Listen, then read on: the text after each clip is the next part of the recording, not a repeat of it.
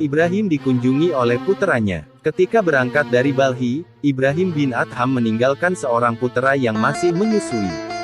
Suatu hari, setelah si putera telah dewasa, ia menanyakan perihal ayahnya kepada ibunya. "Ayahmu telah hilang," si ibu menjelaskan. Setelah mendapat penjelasan ini, si putera membuat sebuah maklumat bahwa barang siapa yang bermaksud menunaikan ibadah haji, diminta supaya berkumpul. 4.000 orang datang memenuhi panggilan ini. Kemudian ia lalu memberikan unta dan biaya makan kepada mereka selama dalam perjalanan, ia sendiri memimpin rombongan itu menuju kota Mekah. Dalam hati ia berharap semoga Allah mempertemukan dia dengan ayahnya. Sesampainya di Mekah, di dekat pintu Masjidil Haram, mereka bertemu dengan serombongan sufi yang mengenakan jubah kain perca. "Apakah kalian mengenal Ibrahim bin Adham?" si pemuda bertanya kepada mereka. "Ibrahim bin Adham adalah sahabat kami, ia sedang mencari makanan untuk menjamu kami." Pemuda itu meminta agar mereka sudi mengantarkannya ke tempat Ibrahim saat itu. Mereka membawanya ke bagian kota Mekkah yang dihuni oleh orang-orang miskin. Di sana dilihatnya betapa ayahnya bertelanjang kaki dan tanpa penutup kepala sedang memikul kayu bakar. Air matanya berlinang tapi ia masih dapat mengendalikan diri, ia lalu membuntuti ayahnya sampai ke pasar. Sesampainya di pasar si ayah mulai berteriak-teriak, "Siapakah yang suka membeli barang yang halal dengan barang yang halal?" Seorang tukang roti menyahuti dan menerima kayu api tersebut dan memberikan roti kepada Ibrahim. Roti itu dibawanya pulang lalu disuguhkannya kepada sahabat-sahabatnya. Si putera berpikir-pikir dengan penuh kekhawatiran, "Jika kukatakan kepadanya siapa aku, niscaya ia akan melarikan diri." Oleh karena itu ia pun pulang meminta nasihat dari ibunya, bagaimana cara yang terbaik untuk mengajak ayahnya pulang. Si ibu menasehatkan agar ia bersabar hingga tiba saat melakukan ibadah haji. Setelah tiba saat menunaikan ibadah haji, sang anak pun pergi ke Mekah. Ibrahim sedang duduk beserta sahabat-sahabatnya. Hari ini di antara jamaah haji banyak terdapat perempuan dan anak-anak muda. Ibrahim menasehati mereka. "Jagalah mata kalian." Semuanya menerima nasihat Ibrahim itu. Para jamaah memasuki kota Mekah dan melakukan tawaf mengelilingi Ka'bah. Ibrahim beserta para sahabatnya melakukan hal yang serupa. Seorang pemuda yang tampan menghampirinya dan Ibrahim terkesima memandanginya. Sahabat-sahabat Ibrahim yang menyaksikan kejadian ini merasa heran namun menahan diri sampai selesai tawaf. "Semoga Allah mengampunimu," mereka menegur Ibrahim. "Engkau telah menasehati kami agar menjaga mata dari setiap perempuan atau kanak-kanak, tetapi engkau sendiri telah terpesona memandang seorang pemuda tampan. Jadi kalian telah menyaksikan perbuatanku itu?" "Ya, kami telah menyaksikannya," jawab mereka. Ketika pergi dari Balhi, Ibrahim mulai memberi penjelasan. "Aku meninggalkan seorang anakku yang masih menyusui. Aku yakin pemuda tadi adalah anakku sendiri." Keesokan harinya tanpa sepengetahuan Ibrahim, salah seorang sahabatnya pergi mengunjungi perkemahan jamaah dari Balhi. Di antara semua kemah-kemah itu ada sebuah yang terbuat dari kain brokat. Di dalamnya berdiri sebuah mahligai dan di atas mahligai itu si pemuda sedang duduk membaca Al-Quran sambil menangis. Sahabat Ibrahim tersebut meminta izin untuk masuk. "Dari manakah engkau datang?" tanyanya kepada si pemuda. "Dari Balhi," jawab si pemuda. "Putera siapakah engkau?" Si pemuda menutup wajahnya lalu menangis. "Sampai kemarin aku belum pernah menatap wajah ayahku," katanya sambil memindahkan Al-Quran yang sedang dibacanya tadi. "Walaupun demikian, aku belum merasa pasti apakah ia ayahku atau bukan.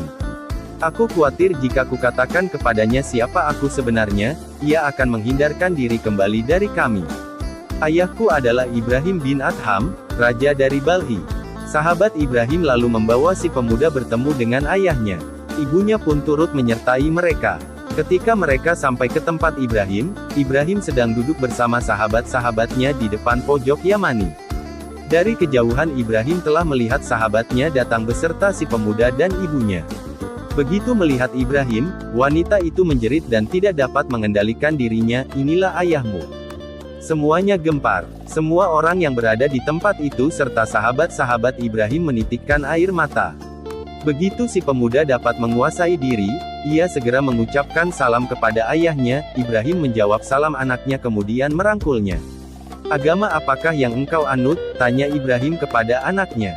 Agama Islam. Alhamdulillah, ucap Ibrahim, dapatkah engkau membaca Al-Quran? Ya, jawab anaknya. Alhamdulillah.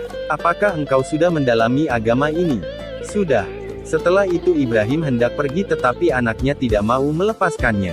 Ibunya meraung keras-keras. Ibrahim menengadahkan kepalanya dan berseru, "Ya Allah, selamatkanlah diriku ini."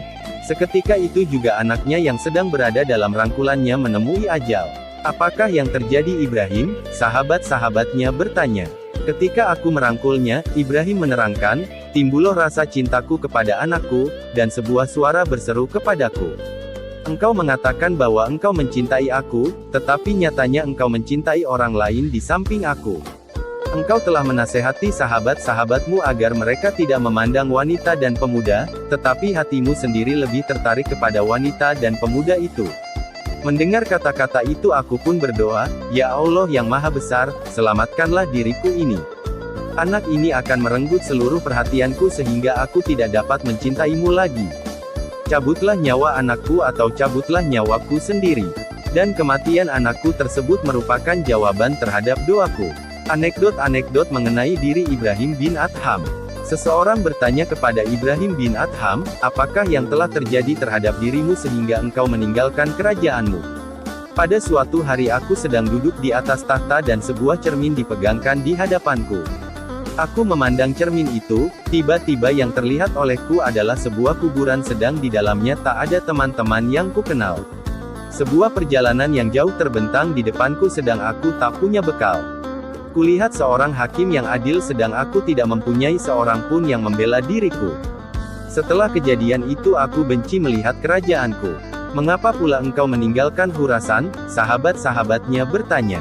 "Di Khurasan banyak kudengarkan kata-kata mengenai sahabat sejati," jawab Ibrahim. "Mengapa engkau tidak beristri lagi?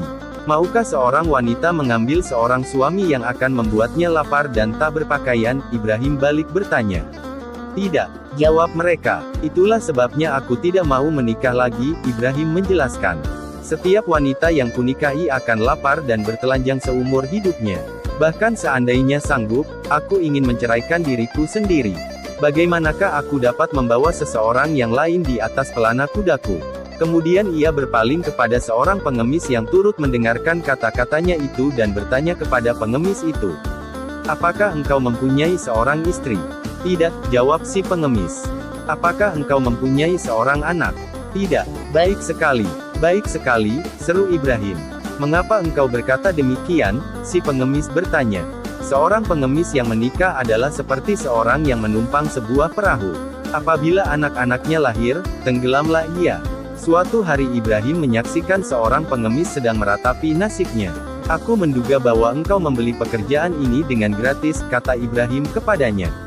"Apakah pekerjaan mengemis diperjualbelikan?" si pengemis bertanya heran. "Sudah tentu," jawab Ibrahim. "Aku sendiri telah membelinya dengan kerajaan Balhi. Dan aku merasa sangat beruntung." Anekdot mengenai Ibrahim selanjutnya. Seseorang datang hendak memberi uang 1000 dinar kepada Ibrahim. "Terimalah uang ini," katanya kepada Ibrahim. "Aku tak mau menerima sesuatu pun dari para pengemis," jawab Ibrahim. "Tetapi aku adalah seorang yang kaya," balas orang itu. "Apakah engkau masih menginginkan kekayaan yang lebih besar dari yang telah engkau miliki sekarang ini?" tanya Ibrahim. "Ya," jawabnya. "Bawalah kembali uang ini. Engkau adalah ketua para pengemis. Engkau bahkan bukan seorang pengemis lagi tetapi seorang yang sangat papa dan terlunta-lunta." Selanjutnya kepada Ibrahim dikabarkan mengenai seorang pertapa remaja yang telah memperoleh pengalaman-pengalaman menakjubkan dan telah melakukan disiplin diri yang sangat keras. "Antarkanlah aku kepadanya karena aku ingin sekali bertemu dengannya," kata Ibrahim. Mereka mengantarkan Ibrahim ke tempat si pemuda bertapa. "Jadilah tamuku selama 3 hari," si pemuda mengundang Ibrahim. Ibrahim menerima undangannya dan selama itu pula Ibrahim memperhatikan tingkah lakunya.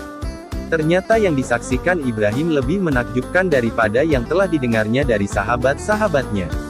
Sepanjang malam si pemuda tidak pernah tertidur atau terlena. Menyaksikan semua ini Ibrahim merasa iri. "Aku sedemikian lemah, tidak seperti pemuda ini yang tak pernah tidur dan beristirahat sepanjang malam. Aku akan mengamati dirinya lebih seksama," Ibrahim berkata dalam hati. Akan kuselidiki apakah syaitan telah merasuk ke dalam tubuhnya atau apakah semua ini wajar sebagaimana yang semestinya. Aku harus meneliti sedalam-dalamnya. Yang menjadi inti persoalan adalah apa yang dimakan oleh seseorang. Maka diselidikinyalah makanan si pemuda. Ternyata si pemuda memperoleh makanan dari sumber yang tidak halal. Maha besar Allah, ternyata semua ini adalah perbuatan syaitan, Ibrahim berkata dalam hati. Aku telah menjadi tamumu selama 3 hari, kata Ibrahim. Kini engkaulah yang menjadi tamuku selama 40 hari. Si pemuda setuju. Ibrahim membawa si pemuda ke rumahnya dan menjamunya dengan makanan yang telah diperolehnya dengan memeras keringatnya sendiri. Seketika itu juga kegembiraan si pemuda hilang. Semua semangat dan kegesitannya buyar, ia tidak dapat lagi hidup tanpa beristirahat dan tidur, ia lalu menangis. Apakah yang telah engkau perbuat terhadapku? Tanya si pemuda kepada Ibrahim. Makananmu engkau peroleh dari sumber yang tak halal. Setiap saat syaitan merasuk ke dalam tubuhmu. Tetapi begitu engkau menelan makanan yang halal, maka ketahuanlah bahwa semua hal-hal menakjubkan yang dapat engkau lakukan selama ini adalah pekerjaan syaitan. Anekdot mengenai Ibrahim selanjutnya. Sahal bin Ibrahim berkisah, ketika melakukan perjalanan dengan Ibrahim bin Adham aku jatuh sakit, Ibrahim menjual segala sesuatu yang dimilikinya dan mempergunakan uang yang diperolehnya itu untuk merawat diriku. Kemudian aku memohonkan sesuatu dari Ibrahim dan ia menjual keledainya dan hasil penjualan itu diperuntukkannya padaku. Setelah sembuh aku bertanya kepada Ibrahim, "Di manakah keledaimu?" "Telah kujual," jawab Ibrahim. "Apakah tungganganku?" tanyaku. "Saudaraku," jawab Ibrahim, "naiklah ke atas punggungku ini." Kemudian ia mengangkat tubuhku ke atas punggungnya dan menggendongku sampai ke persinggahan yang ketiga dari tempat itu. Anekdot mengenai Ibrahim selanjutnya. Setiap hari Ibrahim pergi keluar rumah untuk menjual tenaganya, bekerja hingga malam, dan seluruh pendapatannya digunakan untuk kepentingan sahabat-sahabatnya. Suatu hari, ia baru membeli makanan setelah selesai sholat Isya dan kembali kepada sahabat-sahabatnya ketika hari telah larut malam. Sahabat-sahabatnya berkata sesama mereka, "Ibrahim terlambat datang, marilah kita makan roti kemudian tidur." Hal ini akan menjadi peringatan kepada Ibrahim, agar lain kali agar ia pulang lebih cepat dan tidak membiarkan kita lama menunggu-nunggu. Niat itu mereka laksanakan. Sewaktu Ibrahim pulang, dilihatnya sahabat-sahabatnya sudah tertidur. Mengira bahwa mereka belum makan dan tidur dengan perut kosong, Ibrahim lalu menyalakan api. Ia membawa sedikit gandum, maka dibuatnyalah penganan untuk santapan sahabat-sahabatnya itu apabila mereka terbangun nanti, dengan demikian mereka dapat berpuasa esok hari.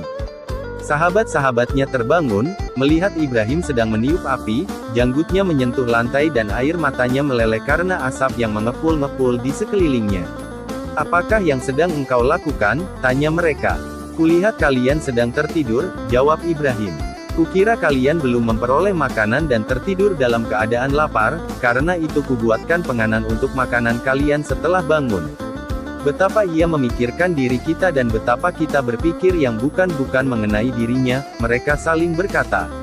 Anekdot mengenai Ibrahim selanjutnya. Sejak engkau menempuh kehidupan yang seperti ini, apakah engkau pernah mengalami kebahagiaan? Seseorang bertanya kepada Ibrahim. "Sudah beberapa kali," jawab Ibrahim. "Pada suatu ketika aku sedang berada di atas sebuah kapal dan nahoda tak mengenal diriku. Aku mengenakan pakaian yang lusuh dan rambutku belum dicukur. Aku sedang berada dalam suatu ekstase spiritual namun tak seorang pun di atas kapal itu yang mengetahuinya. Mereka menertawai dan memperolok-olokkanku. Di atas kapal itu ada seorang pembadut. Setiap kali ia menghampiriku ia menjambak rambutku dan menamparkan tengkukku. Pada saat itu aku merasakan bahwa keinginanku telah tercapai dan aku merasa sangat bahagia karena dihinakan sedemikian rupa. Tanpa terduga-duga, datanglah gelombang raksasa. Semua yang berada di atas kapal khawatir kalau mereka akan tenggelam. Salah seorang di antara penumpang harus dilemparkan keluar agar muatan jadi ringan," teriak nahoda. Mereka segera meringkusku untuk dilemparkan ke laut. Tetapi untunglah seketika itu juga gelombang mereda dan perahu itu tenang kembali. Pada saat mereka menarik telingaku untuk dilemparkan ke laut itulah aku merasakan bahwa keinginanku telah tercapai dan aku merasa sangat berbahagia. Dalam peristiwa yang lain, aku pergi ke sebuah masjid untuk tidur di sana. Tetapi orang-orang tidak mengizinkan aku tidur di dalam masjid itu sedang aku sedemikian lemah dan letih sehingga tak sanggup berdiri untuk meninggalkan tempat itu. Orang-orang menarik kakiku dan menyeretku keluar. Masjid itu mempunyai 3 buah anak tangga. Setiap kali membentur anak tangga itu, kepalaku mengeluarkan darah. Pada saat itu aku merasa bahwa keinginanku telah tercapai.